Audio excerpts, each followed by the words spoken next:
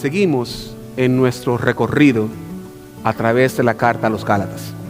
En la entrega anterior vimos cómo somos hijos de la promesa. Y somos hijos de la promesa porque tenemos una nueva vida en Cristo. Somos hijos de la promesa y por lo tanto debemos ser celosos del Evangelio y no de las prácticas. Y por último, somos hijos de la promesa porque podemos vivir como libres y no como esclavos.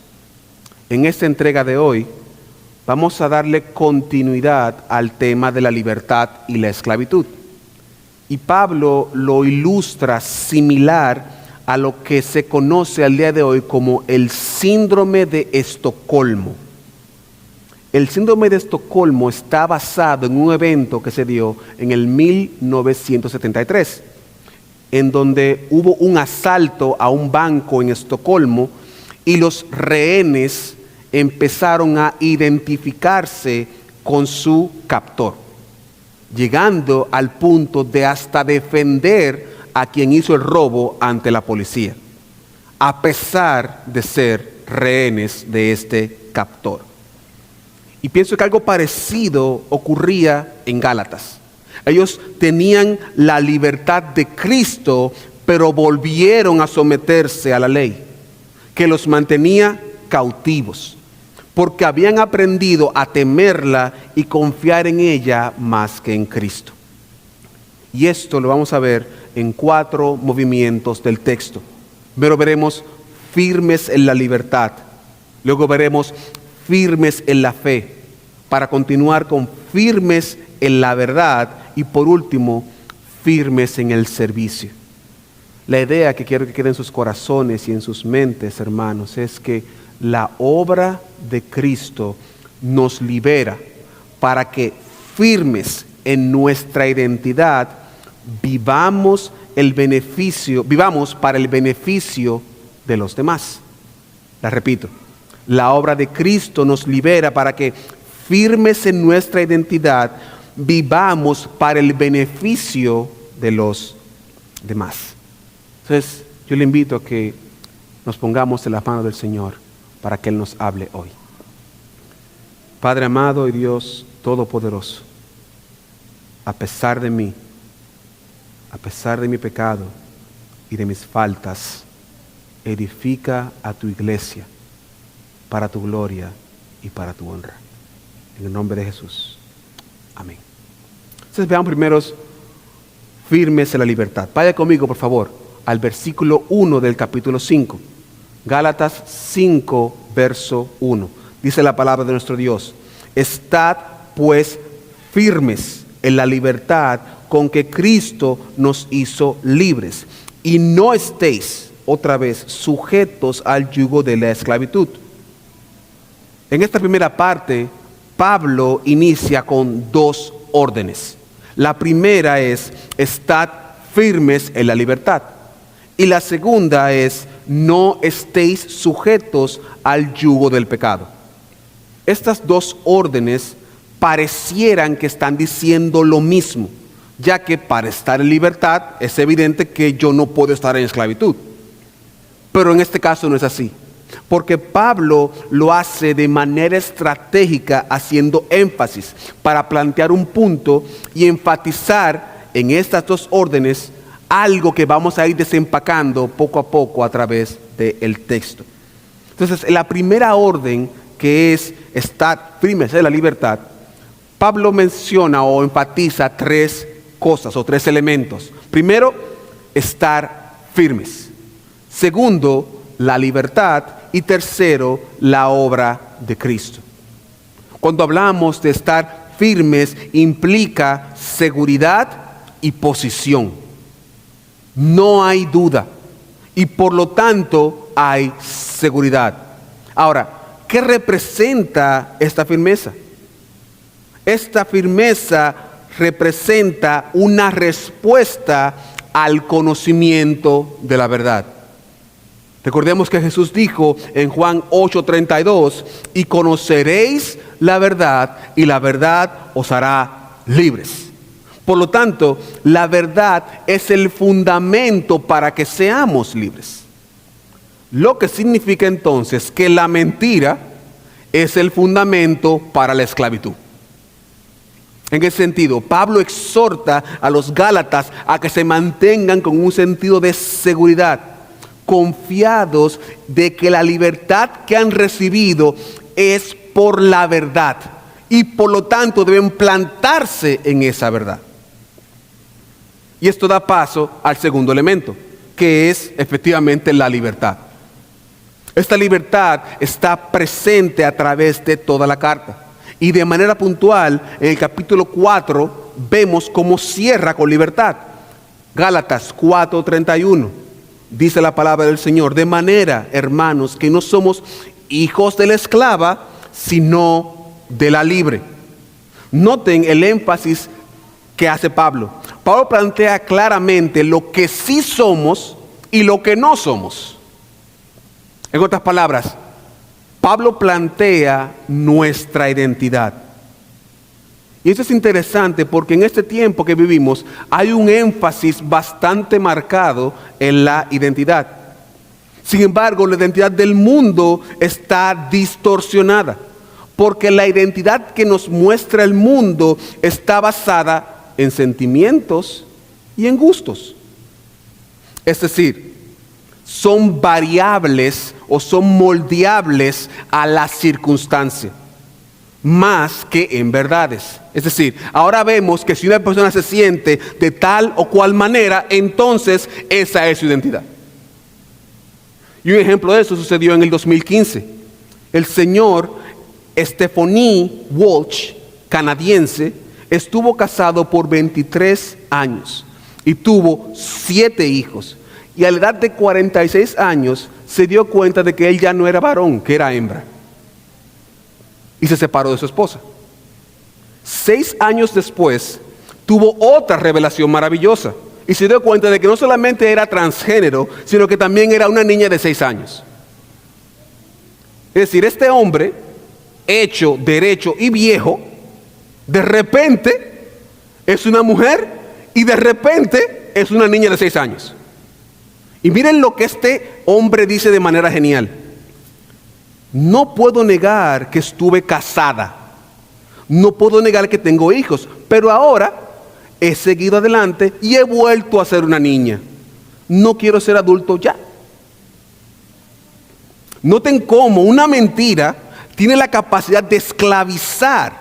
Este señor, basado en una mentira, está esclavizado. Y esto también nos puede pasar a nosotros. Podemos caer en la trampa de la mentira. La pregunta es, hermano y hermana, ¿cuál es tu fundamento?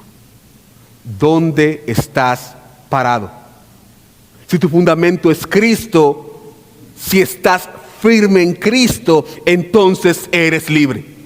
Todo lo demás, en lo cual puedes estar parado, es una gran mentira. ¿Por qué? Porque nuestra libertad está fundamentada en la verdad de Cristo. Y somos libres y no somos esclavos. Pero esta libertad no sale de la nada, sino que responde a algo. Y esto algo es el tercer elemento, que es la obra de Cristo. Vaya conmigo una vez más. Libro de Gálatas capítulo 5, verso 1. Estad pues firmes en la verdad con que Cristo nos hizo libres.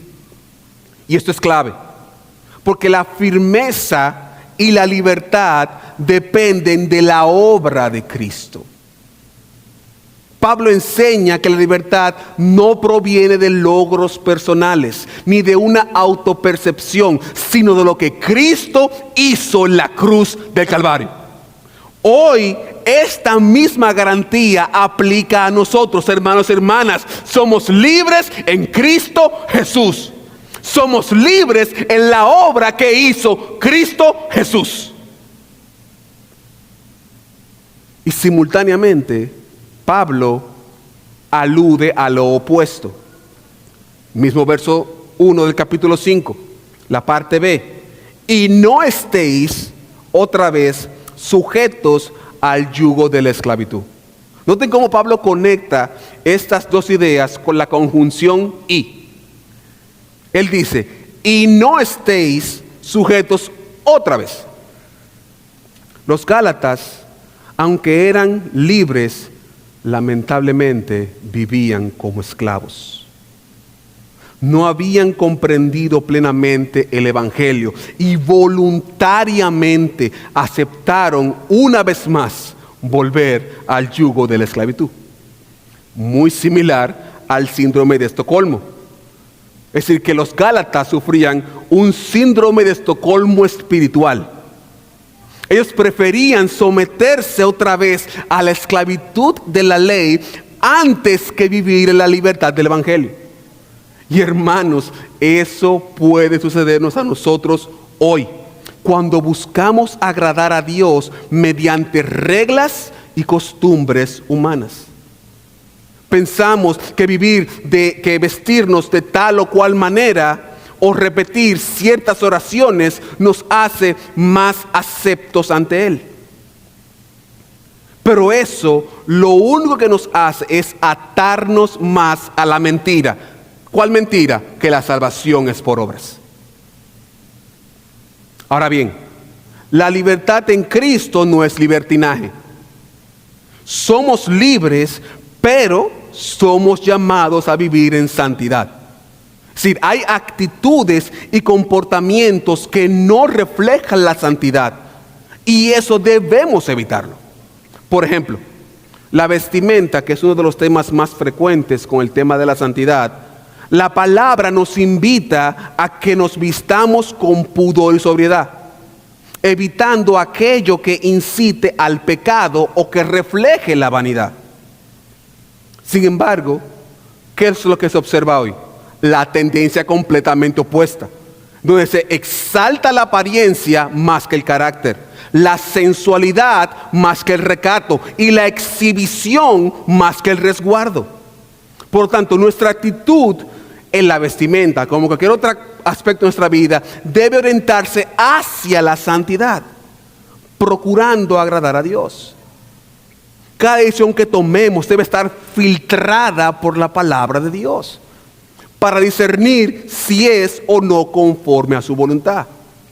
En otras palabras, pregúntese cuando usted se viste de la manera X o Y, ¿Dios se agrada de cómo estoy vistiéndome? Si usted tiene que ir a un lugar y ese lugar usted entiende que es medio difícil, ¿a Dios le agradaría que yo esté en este lugar?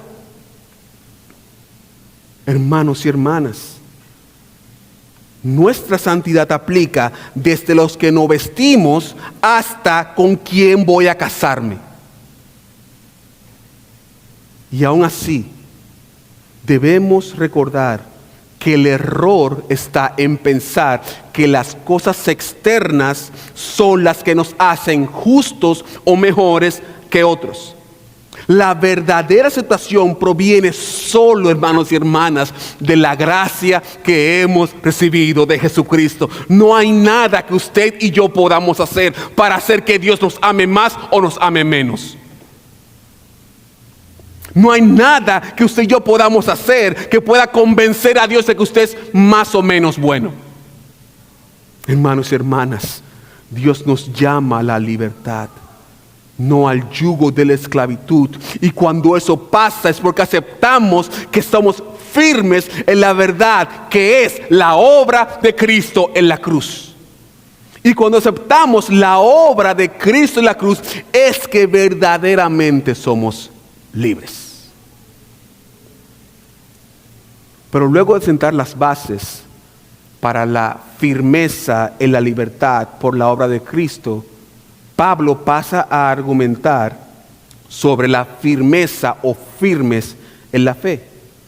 Y en esta parte Pablo va a contrastar dos ideas que son similares en intención, pero distintas o diferentes en resultado: la circuncisión y la fe.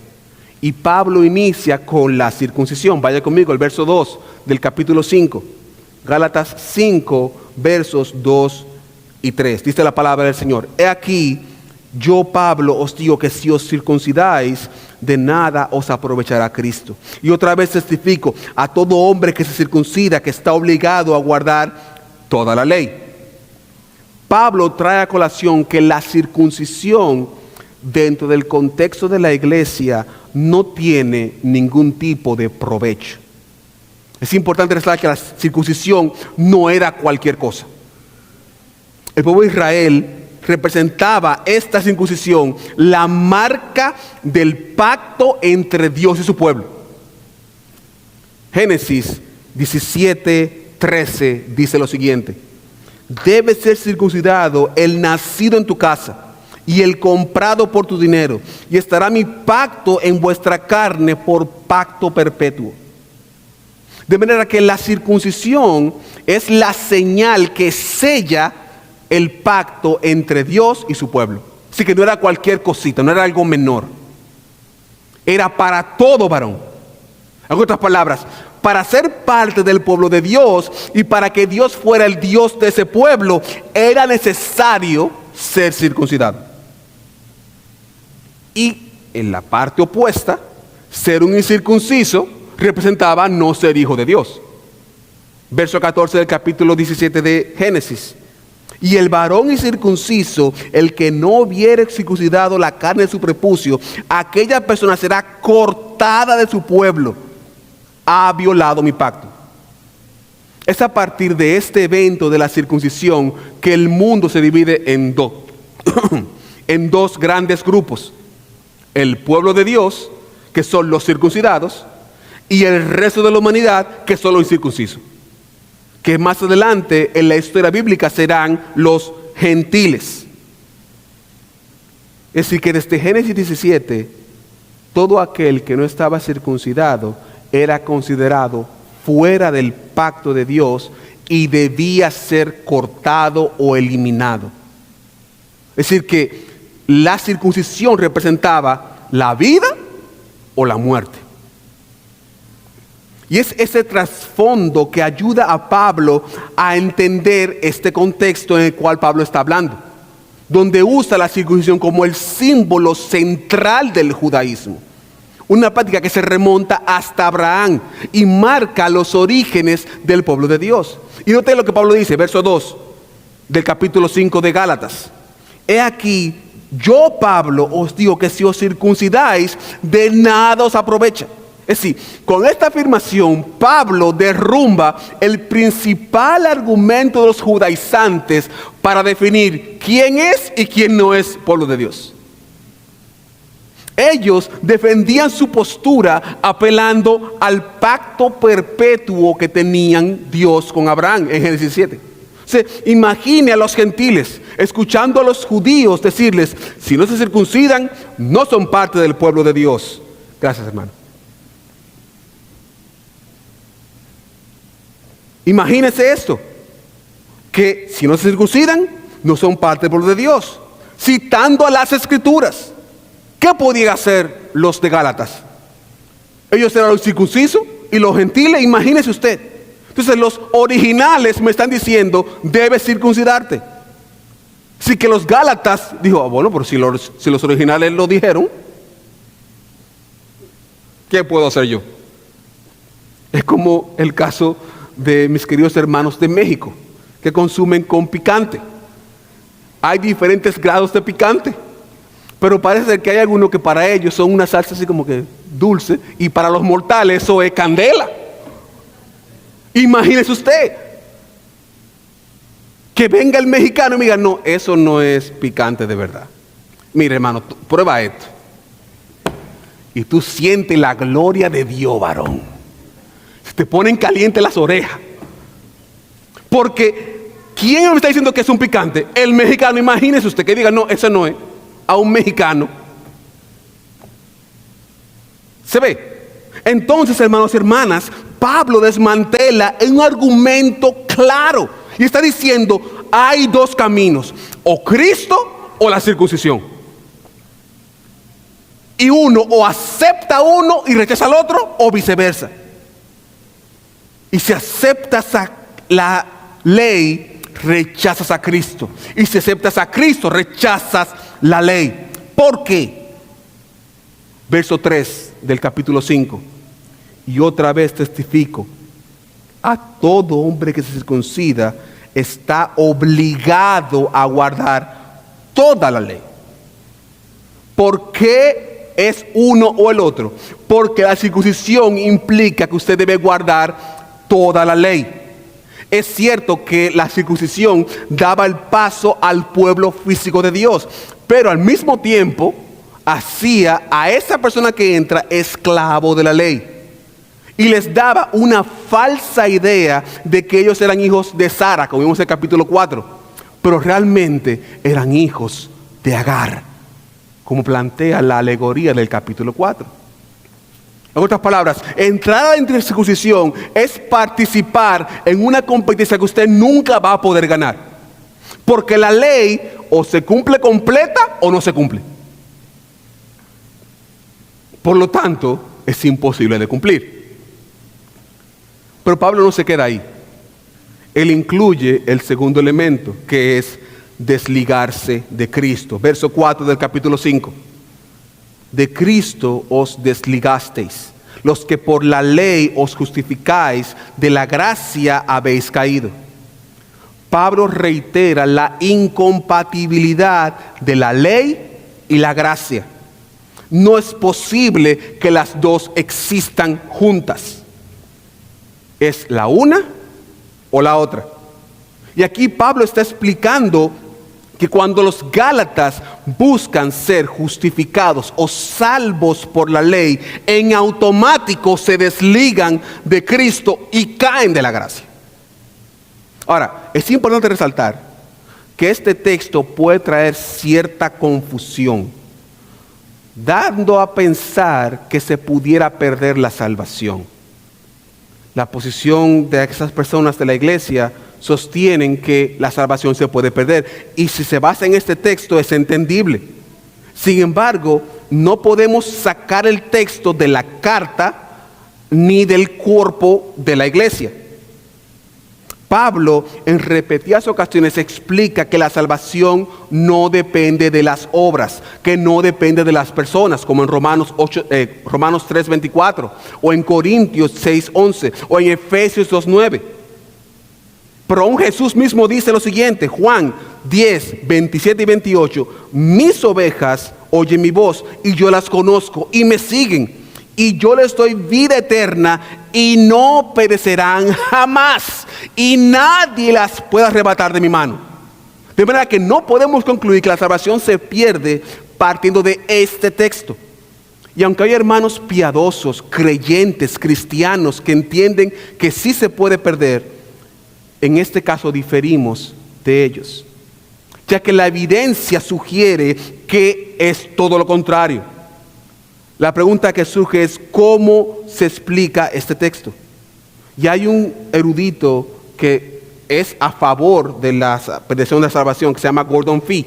Y él dice lo siguiente, para Pablo la expresión caer de la gracia no tiene que ver con caer en pecado, sino con caer en la observancia de la ley, como medio para obtener el favor de Dios. Un favor que simplemente no se puede alcanzar de esta manera. Si esto también es relacionado con la salvación eterna, es un punto más debatible, ya que se trata de un lenguaje retórico, no de una precisión teológica. De igual manera, Gardner Peterman dice lo siguiente, Pablo no se refería a la pérdida de la salvación, más bien afirmaba que si se buscaba la justificación por la ley, no eran ni podían ser salvos por la gracia, como medio de salvación, de modo que no serían salvos. Es decir, está planteando que quien quiera hacerlo por la justificación se va a frustrar porque no lo va a lograr. Y ahí es que cae de la gracia. En ese sentido, justificarse por la ley es inútil. Porque aún el circunciso se cae de la gracia. Ya que si busca justificarse por la ley, se queda obligado a cumplir toda la ley. Por lo tanto, Pablo muestra que la ley no basta, pero también demuestra que solo Cristo es suficiente. Hermano y hermana, nuestra justificación descansa en la obra gloriosa de Cristo en la cruz. No depende de mis méritos, no depende de mis obras, sola, exclusivamente de la fe en Cristo. Por lo cual, Pablo dice la fe es superior. Versos 5 y 6. Pues nosotros por el Espíritu aguardamos por fe la esperanza de la justicia. Porque en Cristo Jesús ni la circuncisión vale algo, ni la incircuncisión, sino la fe que obra por el amor. Pablo es claro, la fe es superior. No es posible satisfacer las demandas de Dios mediante las obras. Por lo tanto, ni la circuncisión ni la incircuncisión tienen valor para salvación. Porque el que se circuncida y no cree en Cristo no es salvo. Y el que no se circuncida y tampoco cree en Cristo tampoco es salvo. Porque la salvación depende de la obra de Cristo en la cruz del Calvario. ¿Qué quiere decir esto para nosotros hoy? Que no importa de qué país sea la persona, si nació en Kenia, en Kuala Lumpur, en Perú, en Colombia, si se bautizó en el Jordán, si se bautizó en una piscina, donde sea que se haya bautizado, no importa, es solamente por la fe. Y la fe en la obra de Cristo, no la fe en Mahoma, no la fe en la Virgen X. No, la fe en Cristo es lo que me da mi salvación, hermanos y hermanas. La fe de Cristo es superior, porque Cristo es suficiente. Mi salvación, tu salvación, descansa en lo que Cristo hizo en la cruz.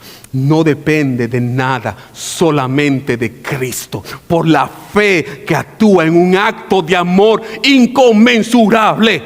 Hermanos y hermanas, Cristo te amó y porque te amó se dio por ti. Y esta obra te da salvación. Somos salvos por la fe. Y eso debe quitarnos 10,000 libras de peso. Porque ya no tenemos que circuncidarnos. Solamente tenemos que creer. Por tanto, luego de cubrir la firmeza de la libertad y la fe, Pablo presenta argumentar la firmeza en la verdad. Y hace esta imagen del perturbador. Vaya conmigo al capítulo 5, versos 7 y 8. Dice, vosotros corríais bien. ¿Quién os estorbó para no obedecer la verdad? Esta persuasión no procede de aquel que os llama. Lo primero que vemos es que Pablo es frontal y reconoce que los Gálatas empezaron bien, pero fueron estorbados para no obedecer la verdad. Y este estorbo se ve claro en la persuasión. Y ya él ha hablado antes sobre la persuasión en el capítulo 3, verso 1, que dice, oh Gálatas insensatos, ¿quién os fascinó para no obedecer la verdad? A vosotros, ante cuyos ojos Jesucristo fue ya presentado claramente entre vosotros como crucificado. Es interesante porque la palabra fascinó tiene una connotación de encantamiento. Como que si alguien le hubiese echado como un hechizo a los Gálatas. Y Pablo usa esta expresión para hacer notar que los Gálatas fueron engañados y se apartaron de la verdad. ¿Y por qué se desviaron? Versos 9 y 10. Un poco de levadura leuda toda la masa. Yo confío respecto de vosotros en el Señor, que no pensaréis de otro modo, mas el que os perturba llevará a sentencia a quien quiera que sea. Uno de mis pasatiempos es hacer pan. Me relaja, me desconecta y de paso me hace sentir inteligente. Porque es sencillo, es laborioso, pero es sencillo. Y la levadura para hacer el pan es esencial. Y en esencia la levadura es más que todo un hongo que lo que hace es crecer la masa. Y en mi experiencia, 3 tazas de harina con 2 cucharaditas de levadura hace crecer la masa hasta 3 y 4 veces su tamaño. Suficiente para alimentar a una familia de 4. Aunque en Viula hay 2 o 3, no quiero mirar a nadie ahora, que aunque contenga 20 tanques de levadura no se llenan. No quiero mirar a nadie, Y en el caso de los Gálatas, la levadura de la circuncisión fermentó toda la masa del Evangelio. El Evangelio puro que habían recibido. Y en la vida cotidiana, hermanos y hermanas, es exactamente así. Es una pequeña idea que se incrusta en nosotros. Una pequeña idea como casarse es solamente un papel. O evadir impuestos no es malo porque los políticos son corruptos. O ir a la iglesia no importa porque tengo a Dios en mi corazón. Algo que puede parecer como que ofensivo, pero que cuando entra en el corazón empieza a desviar a la persona del camino de la verdad. Los Gálatas corrían bien hasta que permitieron que una idea, una cucharadita de levadura de circuncisión, leudara, creciera toda la masa. Hoy vivimos no solamente con una cucharadita, estamos expuestos a libras y toneladas de levadura. Redes sociales, internet, televisión, malas compañías, malos comentarios, malos chistes. Una serie de efectos que van a nuestro corazón y se anidan ahí. Y para sacarlo del corazón hay que buscar un Gredal para poder sacarlo y aún así queda algo. Usted no se imagina el efecto que hace la pornografía en la cabeza del ser humano. Esta imagen se queda ahí y no se va. ¿Por qué? Porque un poco de levadura leuda toda la masa. Hermanos y hermanas, un pecado, aunque sea pequeño, es levadura para el corazón. Hermanos y hermanas, seamos celosos de la verdad del Evangelio. Porque esta verdad es digna de ser cuidada y defendida. Y por eso tenemos que cortarlo de raíz. Verso 11 del capítulo 5. Y yo, hermanos, si aún predico la circuncisión, ¿por qué padezco persecución todavía? En tal caso se ha quitado el tropiezo de la cruz. Pablo plantea una pregunta contundente. Si la circuncisión fuera tan maravillosa, ¿por qué sigo yo siendo perseguido? Si Pablo no era el favorito de los judíos, él pasó de ser su principal arma de ataque a su mayor opositor, enfrentando encarcelamiento e incluso intentos de asesinato.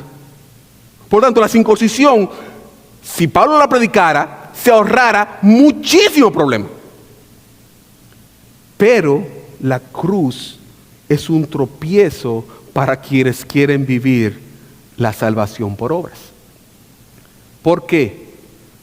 Porque toda la gloria, toda la honra, toda la alabanza es para Dios. Efesios capítulo 2, versos 8 y 9. Porque por gracia sois salvos por medio de la fe. Y esto no es de vosotros, pues es un don de Dios. No por obras, para que nadie se gloríe. Porque si fuera por obras, si usted llegara al cielo y yo llegara al cielo y diga, Señor, pero yo ayudé a la señorita aquella a cruzar, a la doña, a cruzar la calle. Señor, pero yo di tantas buenas obras, yo di tanta comida a tantas personas. Pero no, esto es así para que usted y yo nos demos un mínimo de gloria. Esto es así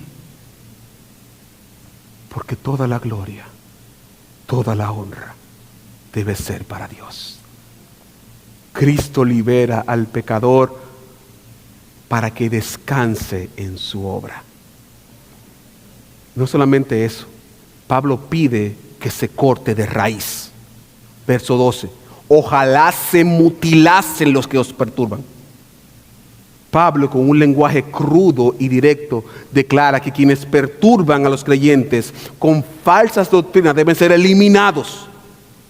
Y la frase ojalá se mutilen ha generado cierto debate, porque algunos piensan que es separación de la iglesia. Pero hay otros que son más literales que dicen no, él debería mutilarse completo, quitarse un brazo, desaparecer de aquí. Y evidentemente Pablo no está promoviendo la violencia, sino él está haciendo una hipérbole, una exageración, porque los judaizantes estaban obsesionados con cortar.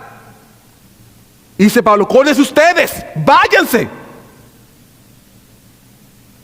Hermano y hermana, no solamente debemos estar firmes en la verdad, sino que debemos arraigarnos en la verdad. No es solamente estar parados, es que pongamos a hacer raíces en la verdad, en el Evangelio que es íntegro y puro, por una razón bien sencilla: Cristo es suficiente. Y todo esto Pablo lo quiere enfocar a la verdadera libertad y a la verdadera ley. Y él quiere hablar ahora sobre la firmeza en el servicio. Verso 13: porque vosotros, hermanos, a libertad fuisteis llamados, solamente que no uséis la libertad como ocasión para la carne. Pablo quiere dejar claro que la libertad cristiana no es libertinaje. Esta libertad en Cristo no es excusa para hacer lo que nos dé la gana. Su enseñanza responde al malentendido común de como la salvación no se pierde y está garantizada, es un pase libre a pecar, razonando: si ya soy salvo por siempre, puedo hacer lo que yo quiera. Y Pablo se adelanta en esta idea y dice que usted ha sido llamado a libertad. Y este llamado a libertad no es para satisfacer la carne, sino para vivir de acuerdo a la voluntad de Dios. Es decir, la verdadera libertad en Cristo nos llama a algo más grande que simplemente pecar. Si alguien piensa que tiene un permiso porque es salvo para desobedecer, probablemente aún no ha experimentado la libertad. Probablemente aún no sea salvo. ¿Y cuál es la evidencia más clara de la libertad en Cristo? El servicio. Vivir para los demás. Verso 13: sino servíos por amor los unos a los otros. Noten el giro de Pablo. Uno podría esperar que él destacara el aspecto místico de la fe, como la santidad o los dones. Pero no, él señala algo práctico: el que es libre sirve. ¿Se ve? Es decir, alguien pensaría: no, pero el que es libre es santo, maravilloso y anda en una nube. No. El que es libre sirve. Y más allá de ahí, usted debe preguntarse: ¿estoy sirviendo o usando la libertad para mis propios intereses? El mandato es claro: servíos los unos a los otros. ¿Por qué? Porque la verdadera ley es la ley del amor al prójimo. Versos 14 y 15. Porque toda la ley en una sola palabra se cumple: amarás a tu prójimo como a ti mismo. Pero si os mordéis y os coméis unos a otros, mirad que también os consumáis unos a otros. Mi querido hermano y mi querida hermana, ¿estás amando a tu prójimo como a ti mismo? ¿O lo estás mordiendo y devorando como si fuera carne?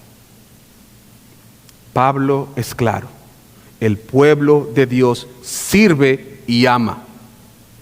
No podemos, nos ponemos a disposición del otro, y esta es la verdadera libertad, y esta es la verdadera ley. Una libertad que me da la oportunidad de demostrarle a mi hermano que le amo con el servicio. Es decir, el amor aquí no es algo utópico, no es maripositas en el estómago. Amor aquí se demuestra cuando yo sirvo a mi hermano. ¿Por qué? Porque la ley me dice: ama a tu prójimo como a ti mismo. La pregunta final sería: ¿estás amando? ¿Estás sirviendo? Permítame concluir.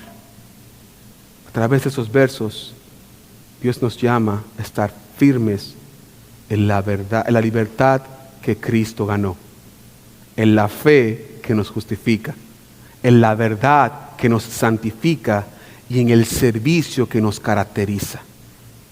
Cuando nos arraigamos en estos 4 pilares, experimentamos la auténtica libertad y nos sometemos a la verdadera ley del amor, que por encima de todo comprendemos que Cristo es suficiente.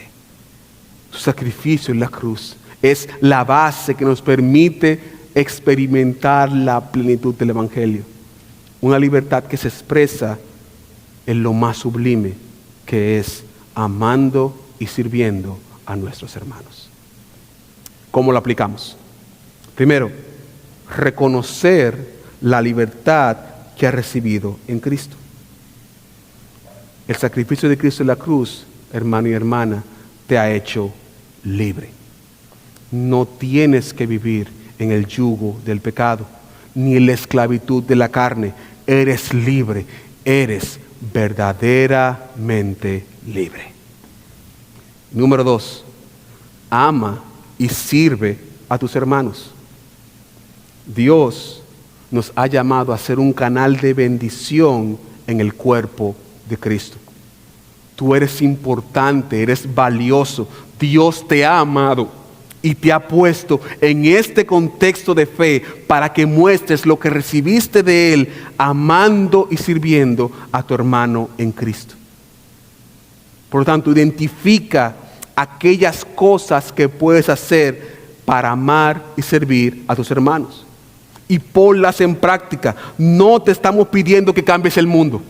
No te estamos pidiendo que seas Superman o la Mujer Maravilla. Te estamos pidiendo que ames y que sirvas a tu hermano o a tu hermana.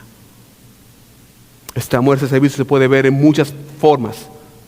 De forma física, de forma espiritual. Se puede ver en dar una ofrenda, pero se puede ver también en escuchar a un hermano o una hermana. Se puede ver en darle un abrazo a un hermano o una hermana, o también se puede ver en llamarlo. ¿Cuántas veces has llamado a tus hermanos? ¿Cuántas veces has dedicado un tiempo a tu hermano o a tu hermana? Hermano y hermana, estamos llamados a servir. Y esto no es opcional. Esto no es si a mí me parece bonito. Usted es llamado a servir porque Cristo es suficiente. Y fue suficiente para darte vida y vida en abundancia. Por lo tanto, si Él te salvó, si Él te liberó, ama y sirve. Por lo tanto, si aún no has dado el paso de fe, si aún no eres creyente, te dejo saber que estás preso, que estás firme en una mentira, que eres esclavo del pecado y no importa cuánto lo intentes, es imposible que seas libre. Pero esto no tiene que ser así. Cristo Jesús vino a esta tierra, se hizo hombre y dio su vida para que tú seas libre hoy. Solamente tienes que decir que sí al llamado de gracia, al llamado de salvación que te presento hoy. ¿Quieres ser libre o quieres ser esclavo? Y si ya estás en la fe, tienes el reto de dejar el yugo de la esclavitud. Eres libre en Cristo Jesús. Y la manera de experimentar tu libertad es amando y sirviendo a tus hermanos. Por lo tanto, sé libre, ama y sirve. Oremos, hermanos. Padre amado y Dios todopoderoso, toda la gloria y toda la honra es para ti, Señor. Gracias por tu sacrificio en la cruz del Calvario. Gracias porque ese sacrificio nos planta en una tierra firme, en la cual podemos echar raíces y estar seguros. Gracias, Señor, porque por tu amor, por la fe en ti somos salvos. Y gracias, Padre, porque nos das la oportunidad de amar y servir a nuestros hermanos. Señor, ayúdanos a ser proactivos para amar y para servir, recordando que tú nos amaste primero y nos serviste primero a nosotros. Gracias, Padre, en el nombre de Jesús. Dios le bendiga, mis hermanos.